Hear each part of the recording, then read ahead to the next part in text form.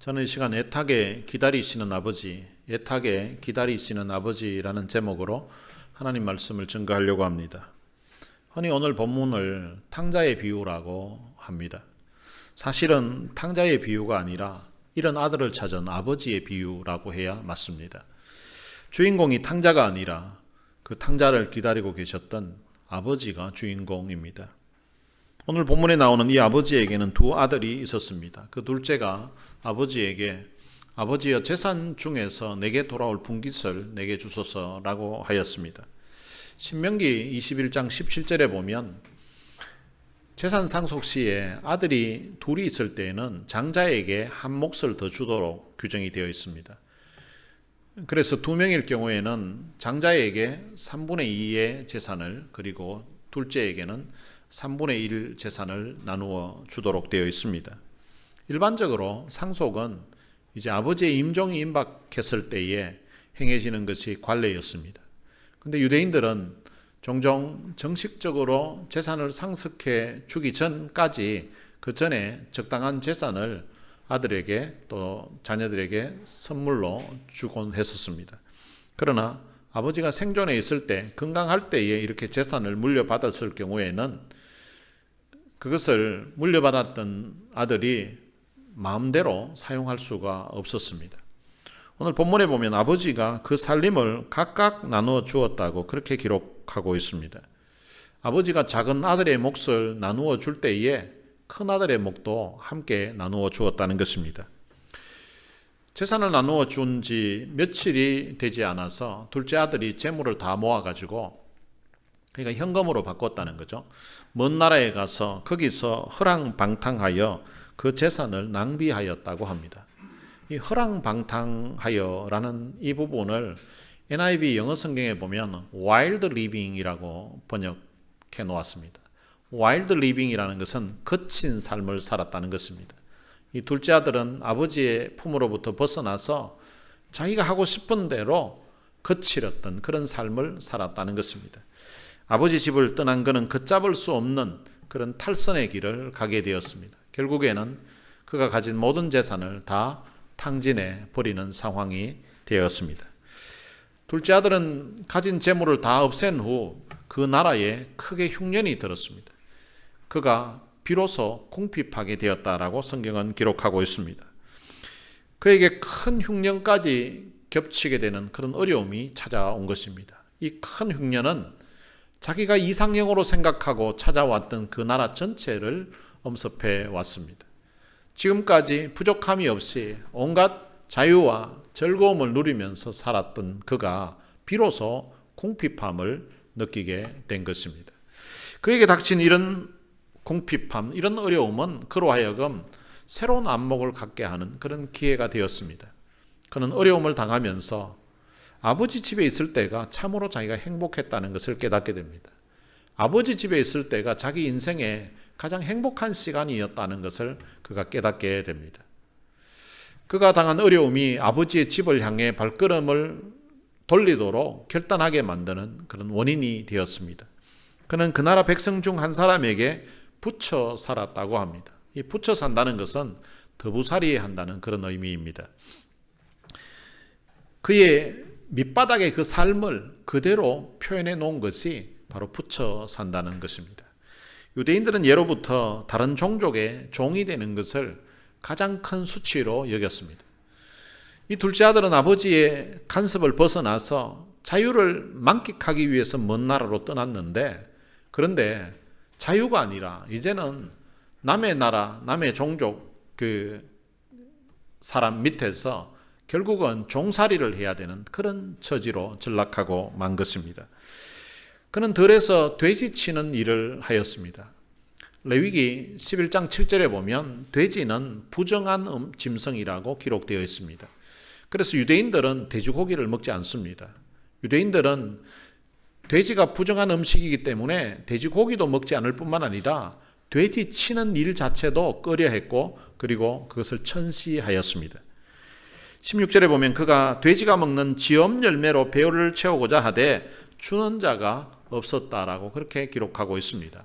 이 지엄 열매는 주로 가축의 사료로 사용 되는 것입니다. 그런데 이 쥐염 열매가 흉년 때에는 가난한 사람들의 식량으로도 사용되기도 했다는 것입니다. 그가 돼지가 먹는 쥐염 열매로 배를 채우고자 했다는 것은 지금 돼지 치는 일을 하고 있음에도 불구하고 그것이 기본적인 생계도 해결하지 못하는 아주 적은 액수의 돈을 받고서 일을 한 것을 알 수가 있습니다. 그가 쥐염 열매로 배를 채우고자 했지만 주는 자가 없었다라고 말합니다. 그러니까 그는 구걸하는 그런 신세가 되었습니다. 그런데 모든 사람들이 그를 외면하는 상황이 되었던 것입니다. 주는 자가 없었다는 이 사실이 어쩌면 그가 배고픔으로 인한 고통보다 더 큰 아픔을 느끼게 했을 것 같습니다. 그가 한때 아버지에게 물려받았던 그 돈을 가지고서 호의호식할 때 그때는 아마 주변에 많은 사람들이 함께 몰려와서 먹고 마시고 즐겼을 것입니다. 그런데 그의 수중에 돈이 다 바닥이 나고 그 모든 것들이 이제 없는 가운데서 함께 같이 지냈던 사람들에게 이제 좀 도와달라고 먹을 것을 구걸했을 때에 그 사람들이 그를 외면했습니다. 그는 모든 사람으로부터 완전히 소외된 그런 사람이 된 것입니다. 어느 누구도 짐승에게 주는 그 사료조차도 그에게 주는 자가 없었다는 것입니다. 큰 흉년으로 인해서 굶어 죽어가는 그에게 어느 누구도 동정을 베풀어 주지 않았습니다. 그는 굶주림과 고독이라는 상황에 처하게 되었습니다. 오늘 우리 인생이 굶주림과 고독이라는 이런 상황에 처하게 되면 그때 하나님을 찾게 되는 기회가 되는 경우들이 참 많이 있습니다. 오늘 본문 17절에 보면 아주 중요한 말이 나옵니다. 이에 스스로 돌이켜. 굶주림과 고독이라는 그 상황에서 그 이유 때문에 그가 스스로 돌이켰다고 그렇게 기록하고 있습니다. 이 스스로 돌이켰다는 이 말을 RSV라는 영어 성경에서는 came to himself라고 이렇게 번역을 해놓았습니다. 자신에게로 돌아갔다는 것입니다. 이 자신에게로 돌아갔다는 이 말은 회개를 표현하는 히브리적인 그런 표현입니다. 히브리 사람들은 회개할 때에 자신에게로 돌아갔다고 이렇게 표현을 하는 것입니다. 둘째 아들이 이런 말을 합니다. 내 아버지에게는 양식이 풍족한 품꾼이 얼마나 많은가? 나는 여기서 줄여 죽는구나. 굶주림과 고독이라는 그 상황에서 아버지 집을 생각하게 되었고 아버지를 생각하게 됩니다. 아버지 집에는 양식이 풍족하여서 품꾼들도 양식이 풍족했다는 것입니다. 여러분, 품꾼들은 하루 벌어서 그 다음날 하루를 사는 사람들이 품꾼들입니다. 그런데 아버지 집에는 양식이 얼마나 풍족했던지 아버지 집에서 일하는 품꾼들도 양식이 풍족했다는 것입니다. 그는 풍족한 그 아버지 집을 생각하면서 아버지 집으로 아버지께로 돌아갈 것을 다짐을 합니다. 그는 스스로 돌이킨 후에 이런 고백을 합니다. 내가 일어나 아버지께 가서 이르기를 아버지여 내가 하늘과 아버지께 죄를 얻었사오니 지금부터는 아버지의 아들이라 일컬음을 감당하지 못하겠나이다. 나를 품꾼의 하나로 보소서 하리라 하고. 둘째 아들은 하늘과 아버지께 죄를 얻었다라고 이런 고백을 합니다. 여기서 하늘이라는 것은 하나님을 의미하는 것입니다. 히브리인들은 종종 하나님 대신 하늘이라는 단어를 사용해서 하나님을 표현했습니다. 이 둘째 아들이 하늘과 아버지께 지은 죄가 어떤 것이 있을까요? 그는 아버지가 주신 그 재물을 자기 마음대로 탕진해 버렸습니다. 아버지가 건강할 때 물려주신 재물이었기 때문에 사용할 때 사실은 아버지에게 동의를 구하고 했어야 되는 그런 상황이었던 것 같은데 아버지가 주셨던 그 귀한 재물을 자기 마음대로 탕진해 버린 것입니다. 그리고 그는 허랑방탕한 삶을 살았습니다. 거친 삶을 살았던 것입니다. 그리고 그는 부정한 짐승과 가까이 하고 접촉했습니다. 그리고 그는 아버지에게 불효했고 불순종했습니다. 그는 그토록 자상하고 사랑이 많은 아버지를 주신 하나님께도 그가 범죄했다고 그렇게 고백하고 있는 것입니다. 그는 아버지의 아들이라 일컬음을 감당하지 못하겠다고 그렇게 고백을 합니다. 아버지의 아들이라 일컬음을 감당하지 못한다는 이 말은 아버지의 아들이라고 합당하지 않다고 그렇게 판단한 것입니다. 둘째 아들은 법적으로나 도덕적으로나 더 이상 아버지의 그 아들로서의 자격을 유지할 수 없다고 생각한 것입니다. 그가 지은 그 죄로 말미암아 이제 아버지와 아들과의 그 관계가 상실되었을 것이라고, 이제 관계가 끝났을 것이라고 그렇게 생각했습니다. 그래서 그는 아버지에게 아들로서가 아니라 품꾼의 하나로 보소서라고 하겠다고 그렇게 고백을 하고 있습니다. 이 품꾼이라는 것은 일시적인 기간만 고용되는 사람입니다. 주로 하루하루 이제 계약으로 해서 이제 일하는 사람입니다. 즉 날품팔이를 가리킵니다. 그는 아버지의 아들로서도 그리고 종으로서도 들어갈 수가 없고, 다만 일시적인 고용인으로서 날품팔이 하는 것으로도 아버지 가까이 있게 된다면 그것으로 족하다고 생각했습니다. 이에 일어나 아버지께로 돌아갔습니다. 20절에 보면 아주 감동적인 장면이 기록되어 있습니다. 아직도 거리가 먼데 아버지가 그를 보고 척은히 여겨 달려가 목을 안고 입을 맞추니 라고 기록되어 있습니다.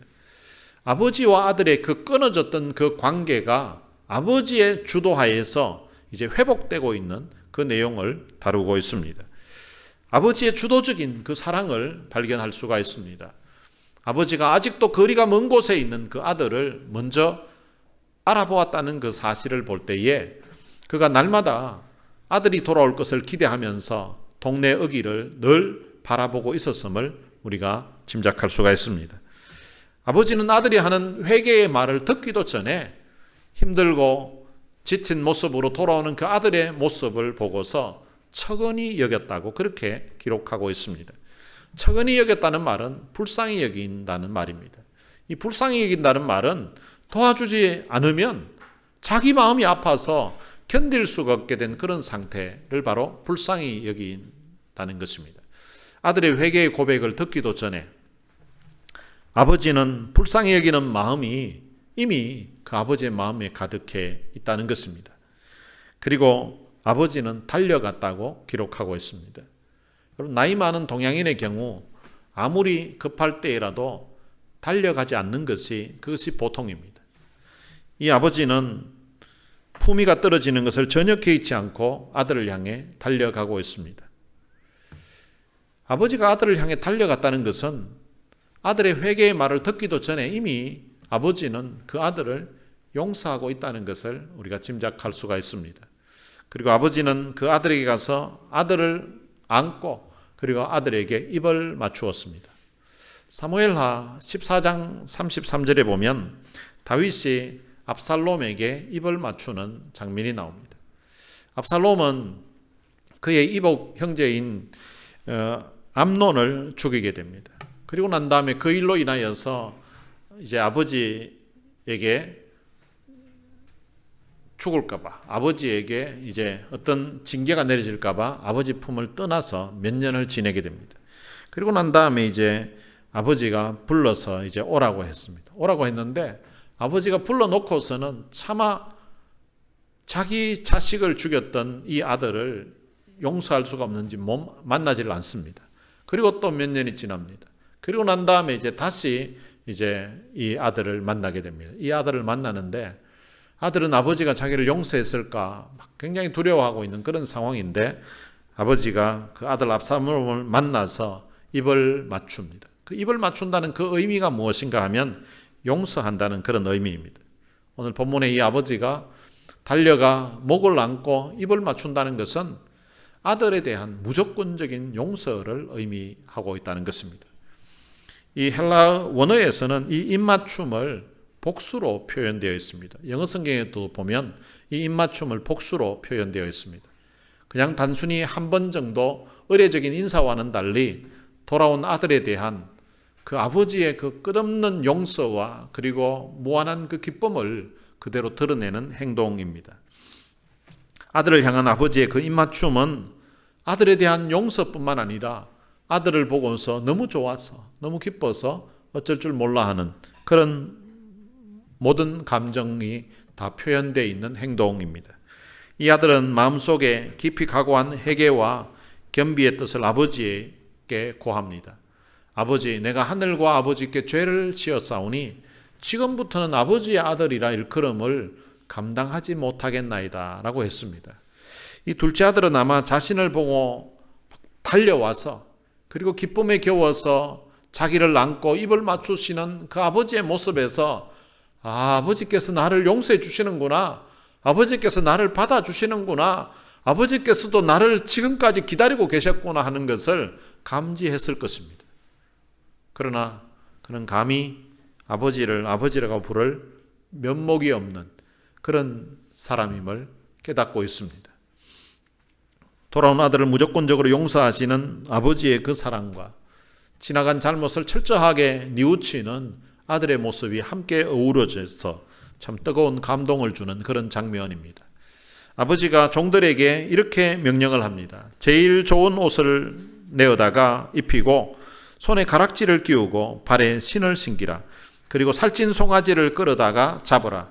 우리가 먹고 즐기자. 이 내 아들은 죽었다가 다시 살아났으며 내가 잃었다가 다시 얻었노라고 하였습니다. 이 아버지는 돌아온 아들을 품꾼이 아니라 귀빈처럼 대우했습니다. 아버지는 아들에게 제일 좋은 옷을 입히게 했습니다. 이 제일 좋은 옷이라는 것은 집에 있는 최고의 옷을 말하는 것입니다. 이 제일 좋은 옷은 고대 근동지방에서는 큰 영예를 상징하였습니다. 그 당시에는 오늘날과 같이 훈장이 없었을 시기였습니다. 그래서 왕이 공로가 많은 신하에게 포상을 할 때에 좋은 옷을 이렇게 하사했었습니다. 제일 좋은 옷을 입혔다고 하는 것은 아들의 모든 죄를 용서할 뿐만 아니라 아들로서의 모든 권위를 여전히 유효한 것으로 모든 사람들에게 공표하고 있는 행위였습니다. 아버지는 아들에게 가락지를 끼우게 했습니다. 가락지는 자신의 권위를 나타내는 인장 반지와 같습니다. 그 가락지에다가 이 도장을 찍을 수 있도록 되어 있어서 그 가락지 자체가 어떤 인장 반지 효력을 발휘했었다고 합니다. 이것을 아들에게 주었다는 것은 곧 자신의 권한을 아들에게 위임한 것으로 이해할 수가 있습니다. 아버지는 아들에게 신을 신기라고 했습니다. 신을 신긴다는 것은 그가 자유인의 권리를 회복했다는 것을 의미합니다. 당시 종들은 맨발로 다녔다고 합니다. 먼 나라에 가서는 다른 사람의 종이 되어서 참 맨발로 다니는 그런 신세가 되었는데 그가 아버지께로 돌아와서는 다시 자유인으로서 살게 된 것입니다. 아버지가 아들에게 준 옷 그리고 가락지, 신은 어떤 필요성 때문에 제공된 것이라기보다는 아들을 존귀하게 하기 위해서 아버지가 아들에게 준 것입니다. 아버지는 살찐 송아지를 끌어다가 잡으라. 우리가 먹고 즐기자. 이 내 아들은 죽었다가 다시 살아났으며 내가 잃었다가 다시 얻었노라고 하였습니다. 당시 유대인들은 귀한 손님이 왔을 때에 집에서 키우던 짐승을 잡아서 손님을 대접하곤 했었습니다. 아버지는 돌아온 아들에게 살찐 송아지를 잡아서 그 아들과 그리고 동네 사람들을 불러서 잔치를 열게 한 것입니다. 아버지는 돌아온 아들을 죽었다가 다시 살아났다고 표현했습니다. 에베소서 2장에 보면 허물과 죄로 죽었던 우리라고 그렇게 표현하고 있습니다. 하나님의 품을 떠나 살았던 우리 인생들을 향하여서 허물과 죄로 죽었다라고 그렇게 표현한 것입니다. 아들 편에서 보면 영적으로 아버지를 떠나 살았던 그 삶이 마치 죽었다가 아버지께 돌아왔다는 그런 의미를 지금 내포하고 있는 것입니다. 아버지는 돌아온 아들을 내가 잃었다가 다시 얻었다라고 또 표현했습니다. 아버지 편에서 보면 아들을 잃었다가 다시 찾은 것을 의미하는 것입니다. 아버지는 아들이 떠난 그 시각부터 아들이 돌아오기를 애타게 기다리셨습니다. 둘째 아들이 떠난 후 아버지의 마음은 하루 종일 아들에 대한 생각으로 가득 차 있었을 것입니다. 지금 둘째 아들은 어느 곳에서 무엇을 하고 있을까? 혹시 강도를 만나지는 않았을까? 혹시 사기꾼을 만나지는 않았을까? 먼 나라에는 지금 큰 흉년이 들었다고 하는데 혹시 굶주리고 있지는 않았을까? 흉년이 들면 인심이 야박하고 또 참 살기가 힘들 텐데 아들은 지금 어떻게 잘 지내고 있을까? 혹시 흉년에 병들지는 않았을까? 혹시 그에게 무슨 어려운 일은 닥치지 않았을까? 아들이 떠나간 그날부터 아버지는 아들에 대한 생각으로 다른 일이 손에 잡히지 않았을 것입니다. 아버지는 하루 종일 집 나간 아들을 생각하며 늘 마을 입구 모퉁이를 유심히 보고 있었을 것입니다. 아버지가 아들을 애타게 기다렸다는 것은 20절을 보면 알 수가 있습니다. 아직도 거리가 먼데 아버지가 그를 보고 측은히 여겨 달려가 목을 안고 입을 맞추니, 아직도 거리가 먼데 아버지가 그를 보고 알아봤다는 것입니다. 여러분, 거리가 먼데 알아봤다는 것은 늘 그곳을 바라보고 있었기 때문에 알 수가 있는 거고요. 그리고 날마다 아들이 돌아올 것을 기대하면서 동네 입구를 바라보고 있었기 때문에 아들이 돌아오는 그 모습을 보고 먼 거리임에도 불구하고 알 수가 있었던 것입니다. 아버지는 그를 측은히 여겼습니다. 아들이 아버지에게 자신이 잘못했다는 그런 회개의 말을 듣기도 전에 아버지의 마음은 이미 그를 불쌍히 여기는 마음으로 가득 차 있는 것입니다. 그리고 아버지는 아들을 향해 달려갔습니다. 여러분, 나이 들은 사람이 달리는 그 모습이 옆에서 보면 어떻게 보일까요? 여러분, 젊은 사람은 달려도 그 달리는 모습이 굉장히 멋있어 보이지 않습니까? 그런데 나이 든 사람이 달리면은 이게 뒤뚱뒤뚱 하다가 넘어질 수도 있고, 잘못하면 이 달려가는 그 모습 자체가 참 품위가 떨어지는 모습으로 비춰질 수도 있습니다. 그런데 체면이 상할 것 같고 품위가 떨어질 것 같은 그런 상황이 될 수도 있지만 아버지는 그런 것을 전혀 개의치 않습니다. 그리고 아들을 향해 달려갑니다. 제 생각에는 그냥 기다리고 있으면 어차피 동네 입구까지 왔으니까 지가 걸어오겠지, 그냥 기다리고 있으면 될 것 같은데, 근데 이 아버지는 그냥 그 마을 입구를 향하여서 거리가 먼데 달려갔다고 그렇게 기록하고 있습니다. 아마 너무나도 애타게 기다렸기에 조금이라도 더 빨리 가서 보고 싶어서 그렇게 달려갔던 것 같습니다. 아버지는 아들의 목을 안고 입을 맞추었습니다. 여러분, 아들은 돼지치는 일을 했습니다. 그리고 먼 거리를 지금 오는데 옷은 제대로 갈아입었겠습니까? 아마 아들 옷이 더러웠을 것입니다. 그리고 아들 몸에서는 악취가 아마 났을 것입니다. 아들 입에서도 아마 냄새가 났을 것입니다. 그런데 아버지는 그런 것을 전혀 개의치 않습니다. 아들 몸에서 악취가 나도, 아들 옷이 더러워도, 심지어 아들 입에서 냄새가 나더라도 아버지는 그것을 전혀 개의치 아니하고 너무 좋아서, 너무 반가워서 목을 끌어안고 아들의 입을 계속 맞추고 있습니다. 아버지는 아들이 고개를 떨구고 있는 그 모습, 그리고 아들의 눈에 눈물이 걸썽거리는 것을 보고 이미 자기의 잘못을 뉘우치고 있구나 하는 것을 알았을 것입니다. 그래서 아버지는 아들에게 아무 말도 하지 않았습니다. 아들이 아들의 자격 없음을 고백하고 그저 집안에 품꾼으로라도 좀 써달라고 아버지에게 부탁을 합니다. 자기 아들을 품꾼으로 삼을 아버지가 세상에 어디 있겠습니까? 아버지는 종들에게 제일 좋은 옷을 내어다가 아들에게 입히게 했습니다. 그리고 손에 가락지를 끼워 주었습니다. 아버지는 아들에게 신을 주었습니다. 그리고 살찐 송아지를 잡아서 온 동네 사람들을 불러서 잔치를 베풀었습니다. 아버지는 돌아온 아들 때문에 너무 좋아서 지금 어쩔 줄을 몰라 하고 있습니다. 너무 기쁨에 겨워서 온 동네 사람들을 불러서 잔치를 열고 있습니다. 아마 아버지가 이게 너무 좋아서 정신이 없는 것 같아요. 어떻게 알 수 있는가 하면 이 온 동네 사람들을 불러서 잔치를 열면서도 들에 나가서 일하고 있는 첫째 아들을 불러올 생각조차 하지 못했다는 것입니다.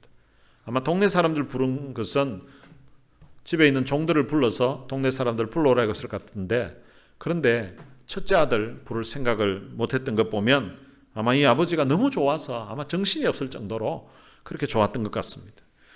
이렇게 아버지가 좋아서 어쩔 줄 몰라 하는 것은 잃어버린 줄로 알았던 아들이 돌아왔기 때문인 것입니다.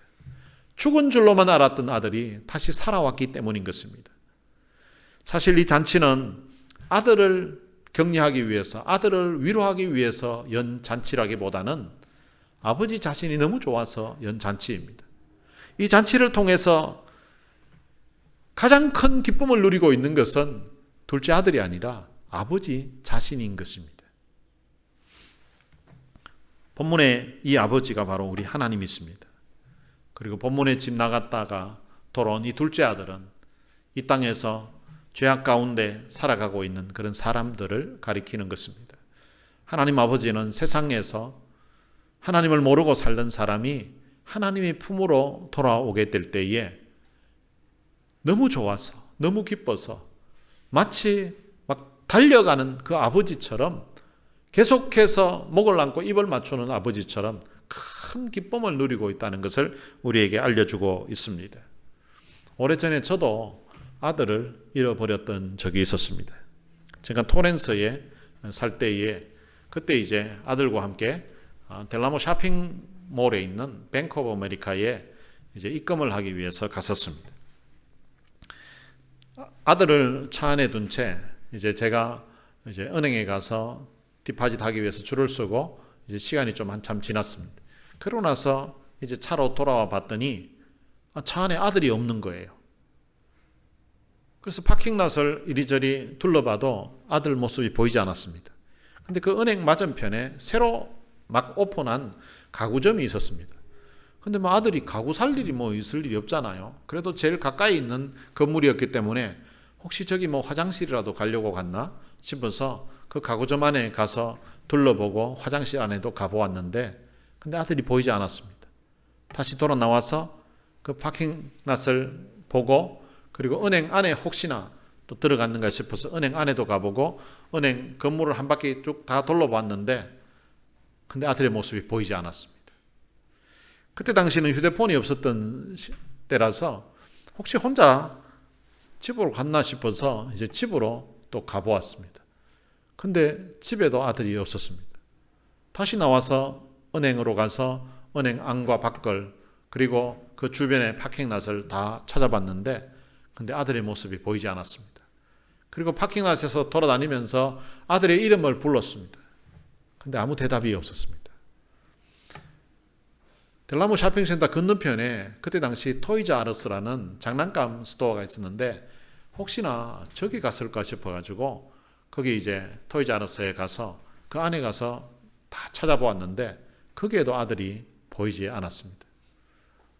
그래서 그 옆에 있는 문구 파는 스테이플스에도 가보았는데 그곳에도 없었습니다. 다시 건너편으로 와서 은행 주변에 있는 파킹락과 그리고 건너편 가구점에도 또다시 들어가 보았는데 아들의 모습이 보이지 않았습니다. 그래서 혹시나 내가 돌아다니는 사이에 집으로 갔을 수도 있지 않나 싶어서 다시 집으로 돌아와서 확인해 보니 집에도 오질 않았습니다. 그러다 보니까 시간이 몇 시간 지나서 큰아들을 픽업하러 가야 될 그런 상황이 되었습니다. 그런데 큰아들을 픽업해야 되는 그런 상황이 되었음에도 불구하고 둘째 아들을 잃어버린 상황이라서 이제 큰아들을 픽업하러 갈 수가 없는 그런 상황이 되었습니다. 은행에 있는 델라모 쇼핑센터에 그 근처에 계속해서 찾아보았는데도 둘째 아들이 보이지 않았습니다. 그러다 보니까 이제 해가 저물기 시작했습니다. 날이 점점 어두워지기 시작했습니다. 그리고 겨울이라서 날씨도 이제 추워지기 시작했습니다. 집으로 오는 길에 다시 찾아보고 했는데 아들은 여전히 보이지 않았습니다. 그러다 보니까 이제 날은 어두워져서 밤이 되었습니다. 경찰서에 가서 아들을 잃어버렸다고 신고를 해야 할 것 같았습니다. 그래서 마지막으로 아내랑 은행에 있는 곳에 그 근처에 한 번만 더 가보고 만약에 이번에도 없으면 그때는 경찰서에 가서 신고를 하자고 하고 은행으로 가고 있었습니다. 근데 가는 도중에 건너편에 보니까 저희 둘째 아들이 우리 집을 향해서 걸어가고 있는 것을 보았습니다. 차를 유턴해서 아들이 있는 곳으로 가서 아들을 차에 태웠습니다. 그래서 아들에게 물었습니다. 존, 너 어디 갔었냐? 물었더니 차 안에 기다리다가 엄마 아빠가 안 나와서 그래서 델라모 쇼핑몰에 갔었다는 거예요. 그래서 쇼핑몰에 가서 이것저것, 그 델라모 쇼핑센터 굉장히 크거든요. 이것저것 보다 보니까 시간이 많이 지났더래요. 그래서 이제 파킹랏에 와보니까 엄마 아빠가 없었다는 거예요. 야, 엄마 아빠가 없었는 게 아니고 네가 없어졌는 게 먼저다.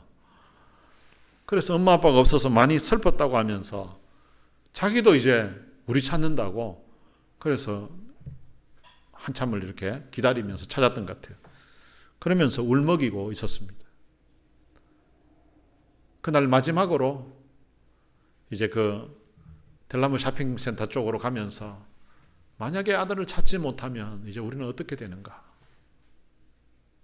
아들을 혹시 누가 유괴라도 했나? 납치라도 했나? 도대체 왜 없어졌을까? 만약에 그날 아들을 찾지 못했다면 그날 밤 우리는 잠을 잘 수가 없었을 것입니다. 그날 밤뿐이겠습니까? 아들을 찾기까지 마음의 평안을 누리지 못했을 것입니다. 아들을 찾았던 그날 밤 저희 부부는 참으로 행복했었습니다. 그 이유는 잃어버린 줄 알았던 둘째 아들을 찾았기 때문입니다. 본문에 나오는 잃어버린 아들을 찾았던 그 아버지의 마음을 좀 이해할 수 있었던 그런 날이었습니다. 사실은 둘째 아들만 잃어버린 것이 아니라 그 전에 첫째 아들도 어릴 적에 델라모 쇼핑센터에서 잃어버린 적이 있었습니다. 한참을 찾는데 바로 옆에 있었던 것 같은데 안 보여서 쇼핑몰 위층으로 밑으로 왔다 갔다 하면서 찾았는데 없는 거예요. 그러다가 나중에 보니까 그 책 파는 데가 있는데요. 거기서 책 보고 있는 거예요. 그 보는 순간 막 얼마나 안도의 그 한숨? 그러면서 얼마나 반갑던지. 그리고 왜 여기 있었나 하니까 자기는 책 보고 있었다고 하는 거예요. 집 나간 아들, 잃어버렸던 아들을 찾았을 때의 그 기쁨은 경험해 보지 않은 사람은 사실은 잘 모를 수 있습니다. 집 나간 아들이 돌아오기를 가슴 조이면서 애타게 기다리시는 그 아버지의 마음이 바로 이런 마음이구나 하는 것을 저 삶에서 둘째 아들 잃어버리고서 또 그 전에 첫째 아들 잃어버리고서 진하게 느끼게 되었습니다. 우리가 부르는 찬양 중에 예수 이름이 온 땅에라는 제목의 찬양곡이 있습니다. 거기 2절 가사에 보면 후렴 부분이 이렇게 되어 있습니다. 하나님 기뻐 노래하시리 열방이 주께 돌아올 때, 하나님 기뻐 춤추시리 열방이 주께 돌아올 때라고 되어 있습니다. 저는 그 이전에 성경을 보면서도 또 그 전에 다른 어떤 찬양이나 다른 설교를 들으면서도 하나님이 기뻐 춤추신다는 이런 표현을 한 번도 들어본 적이 없었는데 이 찬양곡에서 하나님이 기뻐서 춤을 추신다는 이 표현을 보고 굉장히 너무 놀랐었습니다. 어떻게 이 사람은 하나님이 기뻐서 춤을 춘다고 표현했을까? 하나님이 기뻐하신다는 것은 뭐 우리가 늘 듣던 이야기인데 그런데 하나님이 기뻐서 춤을 추신다는 것입니다. 어떨 때 춤을 추는가 하면 열방이 주께 돌아올 때, 열방이 주께 돌아올 때 잃어버린 영혼들이 하나님께로 돌아오게 되면 하나님이 기뻐서 춤을 추신다는 것입니다. 오늘 본문에 둘째 아들이 돌아왔을 때에 그 아들의 모습을 보고서 달려가시는 그 아버지의 모습을 보면 아마 그날 동네 사람들을 불러서 살찐 송아지를 잡아서 잔치를 열었을 때에 아마 제 짐작으로는 그날 아버지가 춤도 추셨을 것 같아요. 너무 좋아서 너무 기뻐서 아들 보고 달려가셨던 전혀 품이나 체면 생각하지 않고 달려가셨던 그 아버지가 너무 좋아서 덩실덩실 아마 춤도 추셨을 것이라고 짐작됩니다. 본문에 둘째 아들이 돌아왔을 때 그렇게 좋아하셨던 그 아버지께서 우리가 예수 믿기로 하고 우리가 하나님께로 돌아왔을 때에도 그렇게 좋아하셨다는 것입니다. 여러분 그 사실 생각해 보니까 너무 감사한 거예요. 나 같은 것이 뭔데, 나 같은 것이 교회 나온다고, 나 같은 것이 예수 믿는다고, 나 같은 것이 예수 믿고 하나님의 자녀가 되었다고 하나님이 너무 좋아서 막 달려오시고 하나님이 너무 좋아서 춤을 추신다고 생각하니까 너무 감격스러웠습니다. 여러분, 하나님은 단순히 그냥 오늘 본문에 표현된 아버지처럼 그냥 애타게 기다리시기만 한 것이 아닙니다. 오늘 우리를 하나님의 자녀 삼기 위해서 자기 하나밖에 없는 아들을 십자가의 죽음에 내어주시면서 그의 흘린 보혈과 그의 십자가의 죽음을 통하여서 우리의 모든 죄를 사해 주시고 우리를 하나님의 자녀로 삼으셨던 것입니다. 그의 아들을 십자가의 죽음의 자리에 내어주시고 그리고는 우리를 애타게 기다리셨던 것입니다. 이 하나님의 은혜에 대한 감사가, 이 하나님의 은혜에 대한 감격이 오늘 우리의 가슴에서 식지 않기를 바랍니다. 남은 생에 이 하나님께 받은 은혜와 받은 사랑을 생각하면서 아버지를 기쁘시게 하면서 아버지를 즐겁게 하는 그런 하나님의 사람 되시기를 주님의 이름으로 축원합니다. 오늘 들은 말씀 생각하면서 찬양을 한 곡 부르겠습니다. 탕자처럼 방황할 때도 라는 찬양입니다. 탕자처럼 방황할 때도 애타게 기다리는 부드러운 주님의 음성이 내 마음을 녹이셨네. 오 주님, 나 이제 갑니다. 날 받아 주소서. 이제는 주님만 위하여 이 몸을 바치리다. 2절은 불순종한 요나와 같이도 방황하던 나에게 따뜻한 주님의 손길이 내 손을 잡으셨네. 오 주님, 나 이제 갑니다. 날 받아 주소서. 이제는 주님만 위하여 이 생명 바치리다. 3절은 음탕한 저 고멜과 같이도 방황하던 나에게 너그런 주님의 용서가 내 마음을 녹이셨네. 오 주님, 나 이제 갑니다. 날 받아 주소서. 이제는 주님만 위하여 죽도록 충성하리. 우리 1절에서 3절까지 부르고 탕자처럼 방황할 때도 1절을 마지막으로 한 번 더 부르도록 하겠습니다.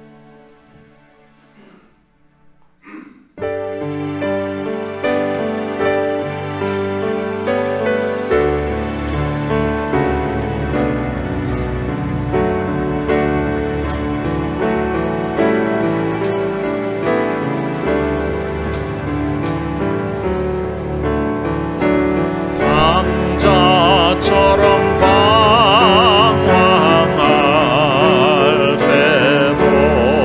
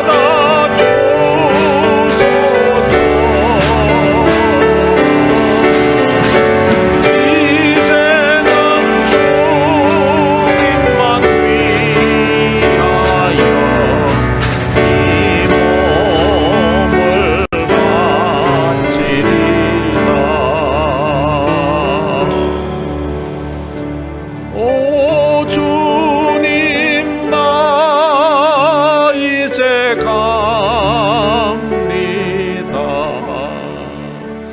날 받아 주소서.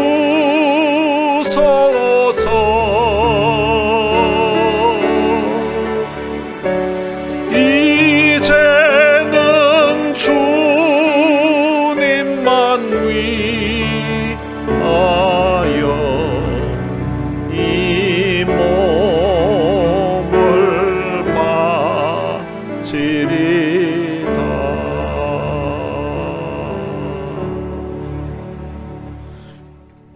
오늘 들은 말씀 생각하면서 오늘 우리가 탕자처럼 방황하고 있었을 때 그때 우리를 애타게 기다리셨던 그 하나님, 아들 십자가의 죽음에 내어주고 그 흘리신 보혈과 그의 죽음을 통하여서 우리의 모든 죄를 사해 주시면서 애타리고 기다리고 계셨던 그 하나님, 그 아버지의 사랑, 하나님 아버지의 은혜 감사합니다. 남은 생에 이 아버지 은혜 내 마음에 새기고서 이 아버지의 사랑 기억하면서 남은 생에 아버지 기쁘시게 하는 하나님의 자녀 되게 하옵소서. 자녀 되겠습니다 라는 그런 결단의 기도 드리면서 우리 통성으로 기도하시겠습니다. 살아계신 아버지 하나님, 은혜를 감사합니다. 많은 사랑 가운데 저희들을 선택해서 하나님의 귀한 자녀 삼아주신 것 참으로 감사합니다. 풍자처럼 방황할 때 아버지의 사랑 알지 못하고 아버지의 사랑 깨닫지 못하고 하나님의 은혜를 저버리고 살았을 그런 과거가 있습니다. 그런 내 모습을 불쌍히 계시고 그때에 주께서 애타게 기다리셨던 오늘 말씀을 통하여서 다시 한번 깨닫게 해주시고 감사합니다. 둘째아들 떠나가고 난 다음에 안타까운 심령으로 애타게 기다리고 계셨던 그 아버지의 그 놀라우신 사랑, 아들이 돌아왔을 때에 너무 좋아서 너무 기뻐서 아버지 품이 아버지 최면전을 생각하지 않게 하시고 달려가서 아들의 목을 안고 입을 맞추시는 그 아버지의 모습을 통하여서 나 같은 죄인이 주님 앞에 회개하고 주님 앞에 돌아왔을 때에도 하나님 아버지께서 이처럼 기뻐하셨다는 이 사실 생각해보니 하나님 너무 감사하고 너무 고맙습니다. 이 아버지의 은혜, 이 아버지의 사랑 내 가슴에서 잊지 않게 해주시고 이 아버지의 은혜에 대한 감사와 감격으로 설 수 있도록 은혜를 주시기를 원합니다. 둘째 아들을 애타게 기다리셨던 그 아버지의 심령 바로 하여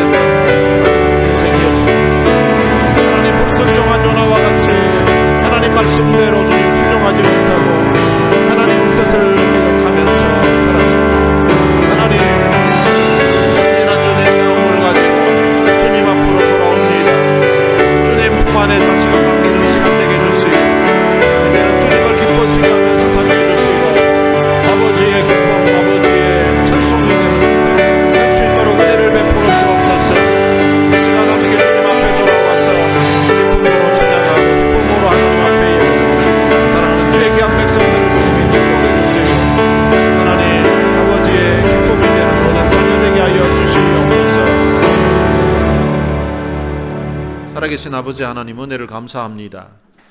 집을 떠나갔던 둘째 아들이 돌아왔을 때에 아버지가 너무 좋아서 너무 기뻐서 어쩔 줄 몰라 하셨던 것처럼 오늘 우리가 참 회개하고 예수 믿고 하나님의 자녀가 되었을 때 그때 우리 하나님 아버지께서 이처럼 기뻐하셨다는 사실을 말씀을 통하여서 다시 한번 깨닫게 해주신 것 감사합니다. 우리가 무엇이라고 우리 같은 것을 하나님이 그처럼 사랑하셔서 우리 한 사람이 회개하고 예수 믿고 하나님의 자녀가 되었을 때에 그렇게 기뻐하셨다니 참으로 감사합니다. 이 은혜에 대한 감사, 이 은혜에 대한 감격을 우리 가슴에서 늘 기억하며 살게 해주시고 하나님의 기쁨이 되는 하나님의 자녀들 될 수 있도록 주님이 축복해 주옵소서.